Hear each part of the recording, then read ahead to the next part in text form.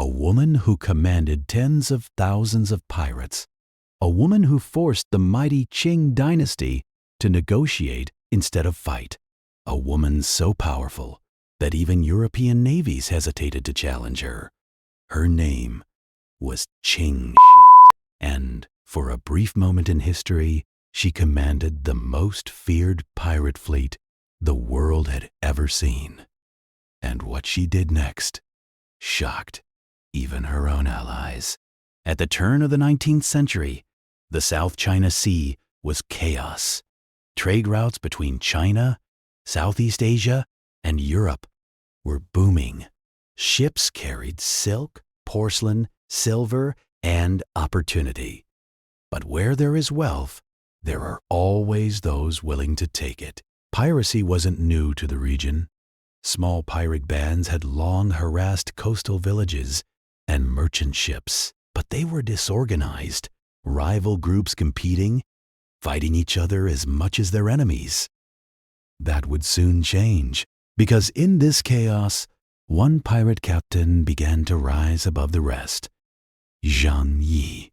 He wasn't just a raider, he was a unifier. Through alliances, intimidation, and sheer force, Zhang Yi brought together multiple pirate factions into a loose confederation. Red flags, black flags, fleets numbering in the hundreds of ships. But Zhang Yi's greatest decision wasn't a battle. It was a marriage. Little is known about Ching Shih's early life.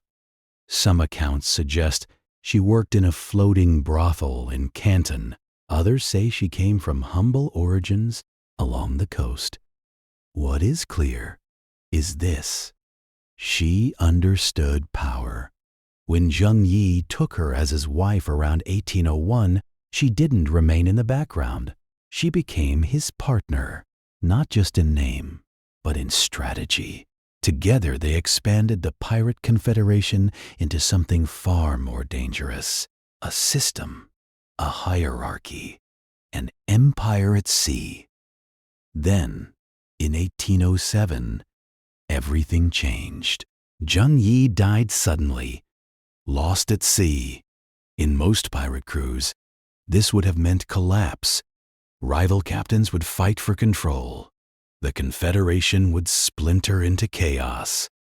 But that's not what happened, because Ching Shih moved faster than anyone expected. She secured alliances with key captains. She leveraged her late husband's legacy. And most importantly, she gained the support of a powerful lieutenant, Zhang Bao. With his backing and her own political skill, Ching Shih took control of the entire confederation.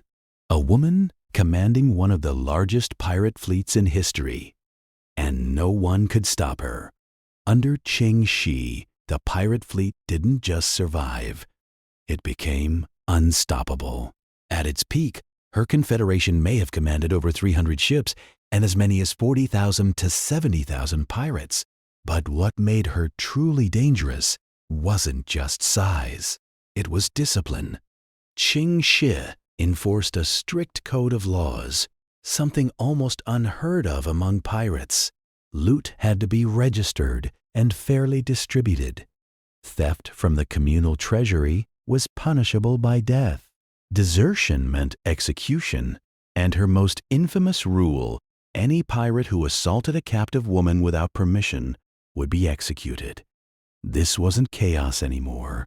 This was order, built on fear. Villages along the Chinese coast began to live in terror. If they resisted, they were burned. If they cooperated, they paid tribute. Either way, Ching Shih controlled them.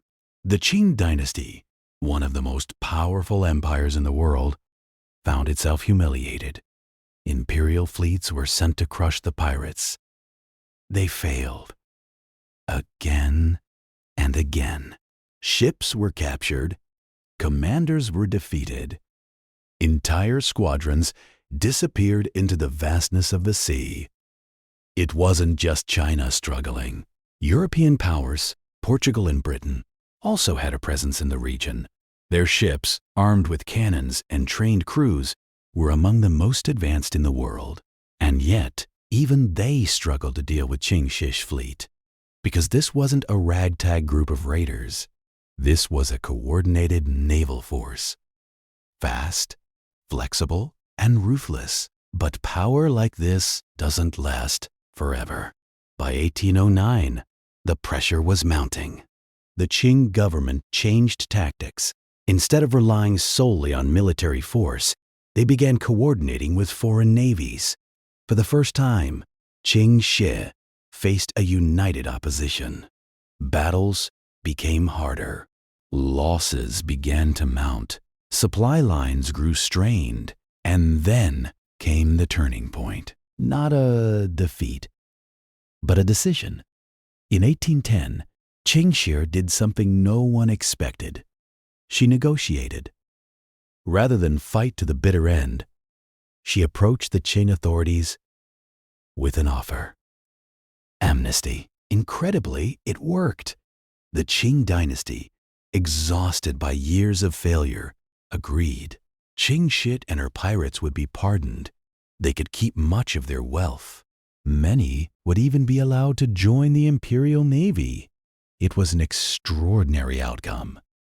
A pirate leader who had terrorized an empire, walking away freely, not captured, not executed, but victorious in her own way. Ching Shih retired from piracy at the height of her power.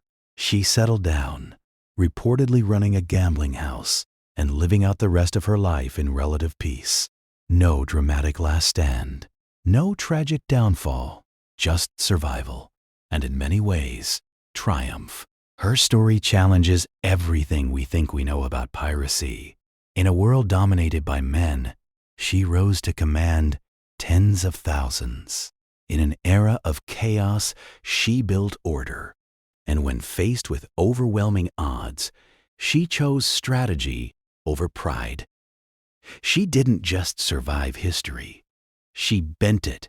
Today, her name isn't as famous as other pirates, but perhaps it should be, because no pirate, not Blackbeard, not any captain of legend, ever commanded a force as large, as disciplined, or as successful as Ching Shih.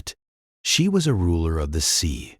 If you enjoy stories like this, forgotten empires, unlikely leaders, and moments that reshaped history, subscribe for more cinematic journeys into the past. Because sometimes the most powerful figures in history are the ones you've never heard of.